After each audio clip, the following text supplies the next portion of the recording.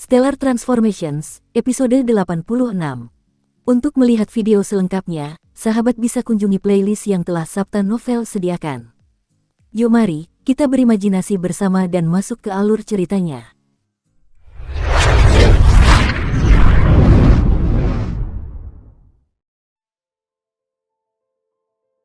Ada seekor kepiting Ferobis hitam di depan dan satu lagi di belakang. Kedua Ferobis ini sangat kuat. Bahkan jika naga hitam Yanmo beraksi, ia akan tetap sedikit lebih lemah daripada keduanya. Naga hitam ini, kau cukup kuat. Kau berhasil melukai adikku. Kepiting Ferobis hitam di depan sekarang bisa berbicara sedikit lebih lancar. Baru saat ini semua orang tahu bahwa dua Ferobis di depan dan di belakang mereka adalah saudara.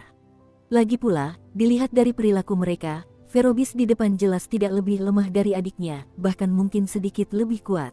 Tempat ini tidak jauh dari rumah abadi 9 pedang, hanya 1000 li jauhnya. Ayo lari secepat mungkin, semuanya. Mereka hanya dua, jadi mereka pasti tidak akan bisa melukai kita semua. Ayo lari, suara Yanmo meninggi di benak semua orang. Berlari, setiap orang harus mengandalkan keterampilannya sendiri untuk melarikan diri. Qin Yu memegang tangan Lier erat sekali. Sambil memegang tangannya, dia berkata dengan serius menggunakan indera sucinya, serang secepat mungkin, kakak besar Qin Yu. Qin Yu menatap Ferobis di depannya.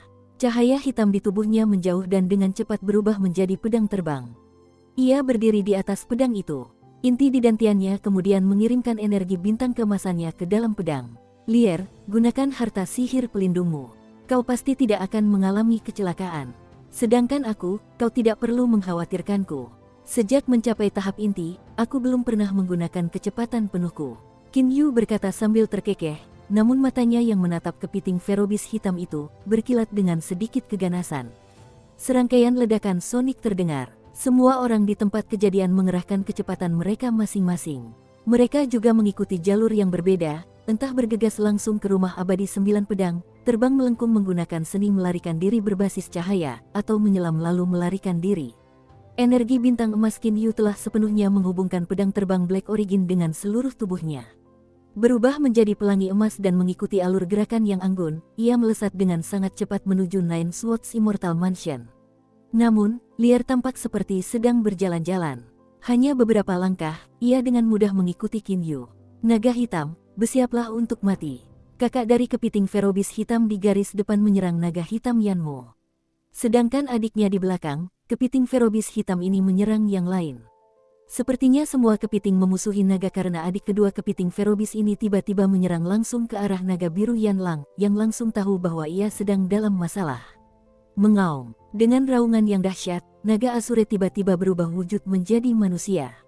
Ia menghadapi serangan saudara kedua kepiting Ferobis hitam, namun ia telah kembali ke wujud manusianya, yang serangannya relatif lemah. Bersiaplah. Ekspresi Asure Dragon tampak serius. Ketiga pria berbaju kuning yang mengikutinya kali ini langsung membentuk formasi tiga kekuatan di belakangnya. Setelah itu, tubuh ketiga pria berbaju kuning itu memancarkan beragam sinar cahaya. Cahaya menyilaukan juga muncul di kedua tangan Asure Dragon. Yang lainnya, yang semuanya melarikan diri dengan sangat cepat, mendengar ledakan yang mengguncang langit. Kedua sisi terbang mundur. Naga biru dan ketiga pria berpakaian kuning, dipimpin oleh naga biru, memanfaatkan serangan balik untuk melarikan diri lebih cepat. Namun, kepiting Ferobis hitam saudara kedua itu terdorong mundur. Ketika Ferobis ini ingin mengejar mereka, mereka sudah berada beberapa puluh li jauhnya. Dengan geraman yang hebat, kepiting Ferobis ini mengejar ke depan seperti orang gila. Saat ini, naga hitam Yanmo sudah mulai melawan si kakak kepiting Ferobis. Kali ini ia benar-benar menggila, siap menunjukkan kekuatan sejati seekor naga hitam, sejenis naga dengan serangan yang sangat tinggi di klan naga. Cakar naga yang tajam, ekor naga yang kuat dan keahlian khusus naga hitam. Mata merah darah Yanmo bersinar terang, memancarkan berbagai sinar merah, yang kemudian menyatu dengan seluruh tubuh naga hitamnya. Luka-luka di tubuhnya tiba-tiba mulai pulih dengan kecepatan yang sangat cepat. Kalian, bersiaplah untuk mati. Dia juga menatap kepiting Ferobis hitam sang kakak dan berteriak dengan marah. Wajar saja, si kakak kepiting Ferobis hitam sangat marah. Sebagai Ferobis, bagaimana mungkin ia takut? Bertemu naga hitam sekuat itu hanya akan membuatnya semakin marah. Kepiting Ferobis hitam itu mendongak, menggeram marah, lalu menerjang musuh dengan ganas. Berkelahi, pertarungan berdarah. Kali ini, Yan Mo jauh lebih cepat. Kecepatan pemulihan tubuhnya meningkat pesat, dan pertahanannya pun menjadi jauh lebih kuat. Semua ini berkat matanya yang berwarna merah darah, berbeda dengan mata Ferobis. Inilah dasar ketangguhan keluarga naga hitam. Sisik naga hancur, lapisan pelindung kepiting terlepas. Darah mereka berdua mewarnai air menjadi merah, tetapi karena gelombang yang bergulung-gulung, darah itu menghilang setelah beberapa saat. Tiba-tiba, naga hitam Yan Mo mengayunkan ekornya dan tiba-tiba menyerbu langsung menuju rumah abadi 9 pedang. Ini karena ia sangat paham bahwa kali ini tujuannya adalah membuka rumah abadi 9 pedang, bukan bertarung sampai mati dengan Ferobis di sini. Ferobis suka membunuh, tetapi Yan Mo sendiri tidak. Kecepatan Qin Yu luar biasa cepat. Setelah mengendarai pedang terbang, kecepatannya bahkan tak jauh lebih lambat dari Yida dan pendeta Yan Su. Lier, dari dua Ferobis itu, yang satu melawan Yan Mo sementara yang lain melawan Azure Dragon. Kita semua tiba-tiba merasa sedikit lebih mudah. Hati Qin Yu sedikit lega saat ini. Jika dia harus melawan kepiting Ferobis hitam secara langsung, dia mungkin akan mengalami nasib yang sangat menyedihkan. Kakak Qin Yu, naga biru, dan ketiga pria berbaju kuning itu tampaknya sangat tangguh. Aku tidak tahu siapa ketiga pria itu, tetapi aku tidak pernah menyangka mereka bisa membentuk formasi seaneh itu. Mereka berempat bahkan bisa memukul mundur kepiting Ferobis hitam itu dengan menggabungkan kekuatan, kata Lier terkejut. Indra suci Qin Yu juga menyadari pemandangan itu. Dari segi kekuatan, kepiting Ferobis hitam itu berada di tahap duji, jadi ia beberapa kali lebih tangguh daripada Azure Dragon. Namun, setelah berubah menjadi wujud manusianya, Azure Dragon dan ketiga pria berpakaian kuning bergabung dan berhasil memukul mundur kepiting Ferobis itu dengan melancarkan serangan gabungan menggunakan formasi khusus. Mungkinkah ini kartu truf Azure Dragon? Qin Yu mengangkat alisnya. Sebenarnya ada berapa banyak harta karun di rumah abadi 9 pedang? Tidak ada yang tahu. Mengingat perjanjian saat itu, jika jumlahnya kelipatan 9, akan mudah untuk mendistribusikannya. Tapi apakah jumlahnya benar-benar akan seperti itu? Lagi pula, kalaupun kebetulan seperti itu benar-benar terjadi, begitu para ahli seperti Yan Mo menjadi serakah dan membunuh yang lain untuk mengambil harta karun itu, tak seorang pun akan bisa menghentikan mereka. Saat mereka memasuki rumah abadi kali ini, saling merebut harta ajaib milik satu sama lain akan menjadi hal yang sangat normal. Oleh karena itu, mungkin setiap kekuatan memiliki kartu truf. Berbagai geraman yang sangat keras terdengar. Kepiting Ferobis hitam saudara kedua telah dipukul mundur beberapa kali oleh Azure Dragon sehingga ia akhirnya menjadi gila. Tiba-tiba ia tidak lagi menyerang Azure Dragon dan ketiga pria berpakaian kuning itu. Sebaliknya, ia menyerang yang lain. Namun saat ini, rumah abadi 9 pedang ada di bawah kita. Menyelamlah. Pendeta Yan Su berteriak keras dan menjadi yang pertama turun. Yang lainnya juga ikut terjun. Setelah melalui pertempuran berdarah ini, semua orang akhirnya tiba di lokasi rumah abadi 9 pedang. Seketika, mereka semua menyelam ke dasar samudera astral yang kacau. Puff, teriakan memilukan terdengar. Gadis berpakaian hijau yang dibawa si tua aneh bermata tiga ke sini telah dihantam langsung oleh kaki ramping kepiting Ferobis hitam. Meskipun lebih kecil dari dua cakarnya yang besar, yang masing-masing setebal beberapa meter, kaki ramping ini juga setebal hampir setengah meter. Dan semuanya panjangnya sekitar 10 meter. Wajah si tua aneh bermata tiga berubah warna, tetapi dia malah menyelam ke dasar laut dengan lebih cepat daripada pergi melawan binatang buas itu. Sekarang, tak ada gunanya melawan Ferobis hanya karena bawahan. Lagi pula, si tua aneh bermata tiga juga tak punya kekuatan untuk melawan Ferobis ini. Bang, air berhamburan di sekitarnya. Naga hitam Yan Mo juga telah menyelam ke laut. Setelah itu, ia berenang sangat cepat menuju dasar. Di belakangnya, kepiting Ferobis raksasa itu masih mengejarnya. Hanya saja sekarang naga hitam jauh lebih cepat daripada kepiting itu karena cahaya merah darah telah menyatu dengan tubuhnya. Naga hitam Yan Mo sangat cepat, sungguh sangat cepat. Hanya dalam beberapa saat, ia berhasil menyusul si tua aneh bermata tiga, pendeta Yan Su, Qin Yu, dan yang lainnya. Tidak bagus, wajah Qin Yu berubah warna. Ia mendapati dua kepiting Ferobis tiba-tiba menerjang di belakangnya. Tentu saja, kedua kepiting Ferobis ini tidak hanya mengincar Qin Yu, melainkan mereka mengincar semua orang. Kepiting besar itu mungkin sedang mengejar Yan Mo. Kelompok itu bergerak sangat cepat. Namun, binatang suci Hongluan, yang baru saja melewati kesengsaraan surgawi 6-9, adalah yang paling lambat di antara mereka. Kepiting Ferobis hitam terdepan melancarkan serangan langsung ke Hongluan. Suara keras terdengar. Setelah itu, air di sekitarnya memanas dan mendidih.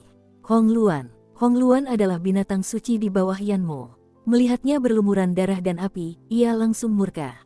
Namun, ia tidak berani menghadapi dua ferobis tingkat Duji sendirian. Yanmo berbalik dengan sangat cepat. Dengan ayunan ekor naganya, ia bertabrakan dengan salah satu kepiting ferobis hitam. Setelah itu, ia menangkap Suenu dan Hongluan menggunakan dua cakar naga, lalu menerjang dengan kecepatan penuh. Qin Yu, Lier, Pendeta Yansu, Yida, Naga Biru, dan si tua aneh bermata tiga berjalan di belakangnya. Di belakangnya ada si Tusue, Jiao Jiu, lelaki tua berambut hitam, dan tiga pria berpakaian kuning. Di mana rumah abadi 9 pedang? Menurut peta yang dikirimkan oleh 9 pedang giok saat itu, rumah abadi 9 pedang ini seharusnya berada beberapa ratus meter di bawah mereka, hanya beberapa ratus meter. Mengingat penglihatan semua orang, wajar saja mereka seharusnya sudah melihatnya. Namun, sekarang mereka mendapati bahwa hanya ada batu dan karang di bawah mereka. Di manakah rumah abadi 9 pedang? Semua orang agak tercengang. Mereka telah mempertaruhkan nyawa untuk datang ke sini, namun rumah abadi 9 pedang sama sekali tidak terlihat. Demi rumah abadi 9 pedang, masing-masing dari mereka harus mengerahkan bawahan yang tak terhitung jumlahnya dan upaya mental yang luar biasa. Mereka harus berjuang untuk setiap pedang giok dan bahkan hampir mati saat mencari tempat penyimpanan pedang giok ke-9. Dilong, Dijian, dan Disu bahkan dibunuh oleh Yanmo. Baru pada akhirnya mereka tahu bahwa rumah abadi 9 pedang terletak di Samudra Astral yang kacau. Setelah memasuki Samudra Astral yang kacau, mereka harus membunuh di jalan dan hampir kehilangan nyawa. Jika mereka bisa masuk ke rumah abadi, semuanya akan terlupakan, tetapi tidak ada rumah abadi di sini. Tidak ada di sini. Dukung terus channel YouTube Sabta Novel. Membawa bawahannya Suenu dan Hongluan, naga hitam Yanmo berdiri di pegunungan berbatu, tetapi ia tidak tahu harus berbuat apa. Secara teori, rumah abadi seharusnya berada di sini. Mengapa tidak ada rumah abadi di sini? Yang lainnya juga mendarat dan terbang ke pegunungan berbatu ini. Semua orang agak bingung. Grau, geraman keras terdengar. Dua kepiting ferobis hitam raksasa yang mengejar telah tiba. Setelah melewati berbagai kesulitan untuk mencapai tempat ini, tetapi tidak dapat menemukan rumah abadi 9 pedang, dan harus menghadapi serangan kepiting ferobis hitam, semua orang tidak tahu harus berbuat apa. Mereka hanya merasa telah dirugikan. Jika mereka mati di sini, mereka akan semakin dirugikan. Kau tidak bisa lari. Kakak kepiting ferobis hitam itu berdiri di depan semua orang dan berkata dengan dingin. Yan Lang, biar aku yang urus kakak laki-lakinya. Aku serahkan kakak laki-laki kedua padamu. Kurasa formasimu cukup bagus. Dengan bantuan Yida dan beberapa yang lain, kau pasti bisa melawan ferobis kakak laki-laki kedua. Yanmo memberitahu semua orang di tempat kejadian melalui komunikasi indera suci. Sedangkan untuk yang lainnya, silakan cari di sini untuk melihat apakah ada mekanisme atau tidak. Dia melihat ke arah peserta lain seperti si Tusue. Semua orang mengangguk. Yanmo akan menghadapi seekor kepiting ferobis hitam sendirian. Naga Biru, 3 pria berpakaian kuning, Yida, Pendeta Yansu, dan si tua aneh bermata tiga akan bergabung untuk mengeroyok saudara kedua kepiting ferobis hitam. Rencana ini tidak buruk, tetapi bisakah benar-benar dilaksanakan? Kalian semua, bodoh sekali. Kepiting ferobis hitam, si kakak, tampak tidak khawatir sedikit pun. Karena lawan belum beraksi, Yanmo dan para ahli terkuat juga tidak ingin bertarung. Mereka hanya ingin mengulur waktu agar yang lain dapat mengetahui mekanismenya dan menemukan lokasi rumah abadi 9 pedang itu. Para ahli top seperti Yanmo sedang menatap kedua kepiting ferobis ini sementara si Tusue, Jiao Jiu, Suenu, Hongluan yang terluka parah, Qin Yu, dan Lier semuanya mencari dengan saksama. Darah non-ferobis akan menarik banyak ferobis. Kau melawan kami begitu lama, darahmu pasti akan membawa banyak ferobis ke tempat ini. Beberapa dari mereka sekuat kami, beberapa bahkan lebih kuat. Kakak kepiting ferobis hitam kini berbicara dengan santai. Ia tampak sangat menikmati kesempatan untuk berbicara. Ferobis biasa tidak bisa bicara. Hanya beberapa ferobis yang cukup cerdas yang bisa. Wajah Yanmo, Azure Dragon, Yida dan mereka yang tengah mencari mekanisme seperti Qin Yu semuanya berubah warna. Jadi ini alasannya. Tak heran, tak lama setelah mereka membunuh hiu ferobis pertama, banyak ferobis lain yang mengepung dan menyerang mereka. Ternyata darah non-ferobis akan menarik ferobis di sekitarnya. Pada saat ini, geraman geram demi geraman terdengar. Pada saat yang sama, beberapa pasang mata merah darah menyerbu. Semua orang tahu ini berarti lebih banyak ferobis akan datang. 6 Ferobis, 3 di antaranya berada di sekitar tahap Dongsu, 2 di antaranya berada pada tahap Kongming dan 1 di antaranya bahkan telah mencapai tahap Duji. Tidak bagus, wajah Yan Mo berubah warna. 2 Ferobis tahap Duji sudah sangat sulit dihadapi, tetapi sekarang Ferobis lain yang tidak lebih lemah dari 2 kepiting Ferobis hitam telah datang. Namun, ketika hati semua orang yang hadir bergetar, banyak geraman marah muncul lagi ketika banyak pasang mata merah darah lainnya datang. Semakin banyak waktu berlalu, semakin banyak pula Ferobis berkumpul di tempat ini. Apalagi sekarang, Yan Mo. Azure Dragon menatap Yan Mo dengan ekspresi yang sangat buruk. Saat ini, mereka sama sekali tidak punya peluang untuk melawan. Qin Yu, Lier, dan yang lainnya sedang mencari, tetapi mereka juga memperhatikan Ferobis ini. Mereka semua merasakan tekanan yang luar biasa. Saat ini, jumlah Ferobis telah mencapai puluhan. 5 di antaranya bahkan berada pada tahap Duji dan hampir 10 berada pada tahap Kongming. Lagi pula, seiring berjalannya waktu, jumlah mereka terus meningkat secara bertahap. Kelima Ferobis tahap Duji berada di depan. Dibandingkan dengan dunia Xiuzhen di luar negeri, dunia Ferobis di Samudra Astral yang kacau ini jelas merupakan dunia di mana yang kuat dihormati. Dari 10 orang asing di sini, kami, saudara-saudara, menginginkan naga hitam itu dan 2 orang di sampingnya, kata si kakak kepiting hitam.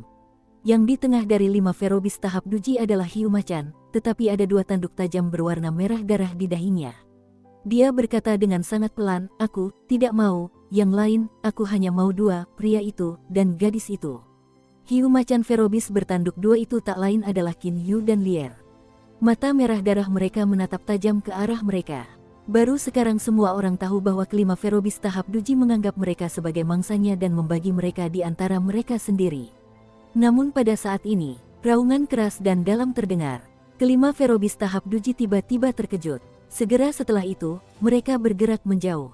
Semua orang hanya melihat seekor Ferobis raksasa yang tampak seperti benda hitam setinggi beberapa ratus meter melesat ke arah mereka di kejauhan. Yan Mo, Yida, Qin Yu dan yang lainnya merasakan tekanan yang mereka alami semakin meningkat lagi. Objek hitam raksasa setinggi beberapa ratus meter ini tak lain adalah gurita raksasa. Gurita ini sangat aneh karena memiliki jumlah tentakel yang luar biasa banyak. Sekilas, jumlah tentakelnya ternyata puluhan. Gurita normal memiliki 8 tentakel, tetapi gurita ini memiliki puluhan tentakel. Selain itu, gurita ini hanya memiliki 1 mata berwarna merah darah. Gurita Ferobis bermata 1 berdiri di tengah. Kelima Ferobis tahap Duji itu bergerak mundur di belakangnya dengan penuh hormat sekaligus.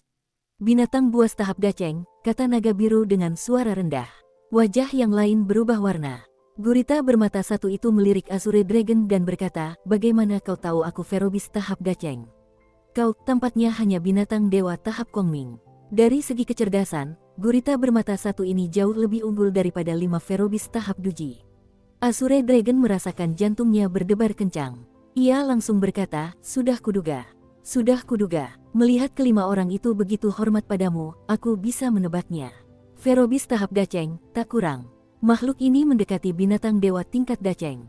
Jika dia ingin membunuh semua orang di sini, dia hanya perlu sedikit usaha.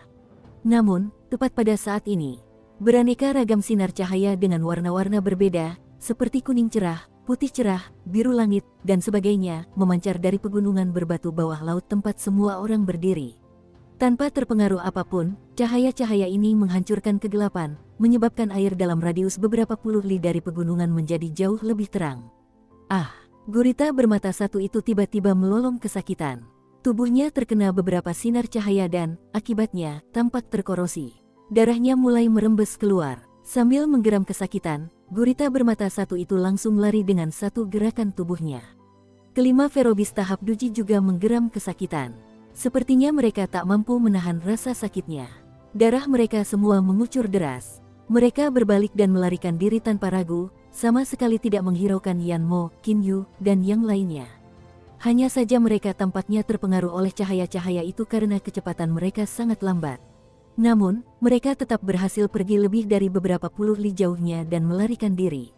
Adapun Ferobis dari tahap Kongming dan tahap Dongsu, semuanya melolong kesakitan dan mencoba melarikan diri, tetapi mereka terlalu lambat sehingga kerusakannya lebih parah. Pertahanan mereka lebih lemah sehingga, dalam sekejap, tubuh mereka membusuk dan berubah menjadi abu. Yan Mo, Yida, Pendeta Yan Su, Qin Yu, si tua aneh bermata 3 dan yang lainnya semuanya tercengang. Seekor Ferobis tahap Dacheng yang sangat kuat tiba-tiba ketakutan oleh cahaya-cahaya ini. Ia bahkan terluka parah. Ferobis tahap Kongming pun langsung menjadi abu. Rumah abadi 9 pedang. Sebuah seruan terdengar, tak lain dan tak bukan, Jiao Jiu. Semua orang menoleh untuk melihat dan melihat semakin banyak berkas cahaya yang memancar, tetapi pegunungan berbatu itu tiba-tiba mulai runtuh ketika sebuah bangunan yang sangat besar mulai muncul. Bermandikan cahaya ajaib, sebuah rumah abadi yang megah akhirnya terlihat. Tak ada Ferobis yang berani mendekati area seluas beberapa puluh li yang diterangi cahaya tersebut. Namun, Qin Yu, Yan Mo, dan yang lainnya sama sekali tidak terpengaruh oleh cahaya yang menyinari mereka. Sebaliknya, seluruh tubuh mereka terasa nyaman. Pegunungan berbatu itu runtuh semakin cepat. Pada akhirnya, penampakan seluruh rumah abadi pun terungkap. Di bawah sorotan cahaya, sebuah rumah abadi yang tampaknya seluruhnya terbuat dari batu giok telah muncul. Auranya yang kuat membuat hati semua orang bergetar. Astaga, apakah ini rumah abadi? Untuk saat ini, semua orang takjub sekaligus gembira dengan rumah abadi ini. Kalau penampakannya saja sudah begitu mengagumkan, bagaimana mungkin tidak ada harta karun di dalamnya? Ah, teriakan penuh penderitaan terdengar. Wajah Qin Yu berubah drastis karena, di sampingnya, si tua aneh bermata 3 tiba-tiba hancur berkeping-keping. Yuanyingnya bahkan tertusuk dan jatuh. Si tua aneh bermata 3, yang sangat tangguh, tewas begitu saja. Qin Yu tahu bahwa situasinya buruk. Pada saat yang sama, ia merasakan ledakan dahsyat yang mengerikan datang dari belakangnya. Dia sedang diserang. Meskipun merasa begitu, sekarang ia pada dasarnya tidak punya waktu untuk menghindarinya karena musuh terlalu cepat. Namun, ia harus mengerahkan segenap kemampuannya apapun yang terjadi, jadi ia berusaha sebaik mungkin untuk menghindar ke kanan. Setidaknya ia tidak boleh membiarkan kepala atau dantiannya terluka. Lier, saat Qin Yu melakukan gerakan menghindar, ia menyadari bahwa Lier tiba-tiba berada di belakangnya dan melindunginya. Ia pun terkejut, suara keras terdengar, tubuh Lier memancarkan riak transparan, yang dengan mudah menangkal serangan mengerikan itu. Harta sihir pelindungnya telah digunakan. Serangan itu bisa saja membuat si tua aneh bermata 3 meledak dengan mudah, tetapi Lier berhasil menangkisnya dengan mudah. Namun, tampaknya Qin Yu dan si tua aneh bermata 3 bukan satu-satunya target penyerang misterius itu. Di saat yang sama, ada juga yang diserang. Ledakan, ledakan, ledakan, ledakan, ledakan. Serangkaian ledakan terjadi. Setelah beberapa saat, suara-suara itu berhenti. Ketika debu telah mengendap, Qin Yu melihat-lihat. Pendeta Yansu, Yida, Si Tu Sue dan Jiao Jiu masih tersenyum tetapi para Xiaois. Saat ini, Yan Mo berlutut, wajahnya pucat pasi dan darahnya telah membasahi sebagian besar tanah. Sebaliknya, naga biru tergeletak miring. Ketiga pria berpakaian kuning itu menopangnya. Dua bawahan Yan Mo, Suenu dan Hong Luan, telah jatuh ke tanah, tak bernyawa. Mereka sudah mati. Tut-tut, nona muda, kau pasti dari Menara Bintang, kan? Kau bahkan bisa menahan satu pukulan dariku tanpa mati, jadi kau pasti punya harta sihir pelindung Lus Immortal itu. Sepertinya Lus Immortal Menara Bintang memang pantas mendapatkan reputasinya. Berdiri di depan rumah abadi, seorang pria berjubah hitam berkata sambil tersenyum. Saat ini ada pria berjubah hitam lain di sampingnya. Jelas, penyerang tadi adalah pria berjubah hitam misterius ini. Melihat kedua pria berjubah hitam itu, Jiao Jiu langsung gembira. Ia langsung berlutut dan berkata dengan hormat, suatu kehormatan bertemu dengan Anda, Grandmaster dan Grand Paman Master. Saya Jiao Jiu.